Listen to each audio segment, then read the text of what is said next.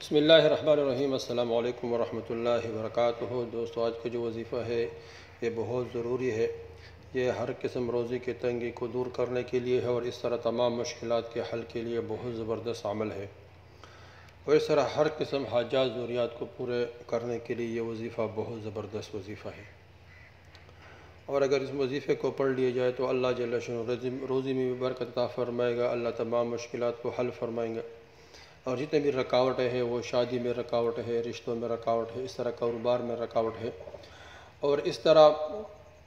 کوئی بھی پریشانی ہے تو اللہ جل شانہ اس وظیفے کی برکت سے تمام پریشانیوں کو اپنے غیبی خزانوں سے پورے فرمائیں گے۔ بس وظیفے کو چھوڑنا نہیں ہے، پابندی کے ساتھ کرنا، اور اس طرح اللہ جل شانہ کی رحمت سے کبھی بھی نا امید نہ ہونا۔ لا تقنطوا من رحمت اللہ، اللہ جل شانہ قرآن میں فرماتے ہیں کہ میرے رحمت سے کبھی بھی نا امید نہ ہونا، یعنی اللہ جل شانہ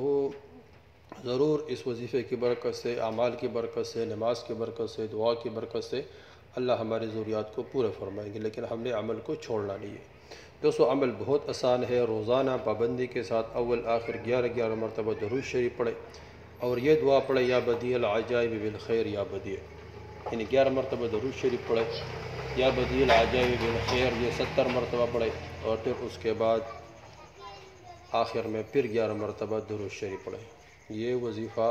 روزانہ 70 مرتبہ کسی بھی وقت کر سکتا ہے، خواہ مغرب کی نماز کے بعد ہو، اس طرح عصر کی نماز کے بعد ہو، فجر کی نماز کے بعد ہو تو بہت مفید ہے، اور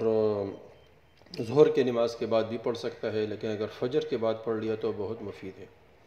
یا نمازوں کے اوقات کے علاوہ بھی پڑھ سکتا ہے بندہ، کوئی خاص وقت متعین کر کے یہ وظیفہ پڑھے، یا بدیع العجائب بالخیر یا بدیع، یہ 70 مرتبہ پڑھے، اول میں 11 مرتبہ درود شریف پڑھے، آخر میں پھر 11 مرتبہ درود شریف پڑھے،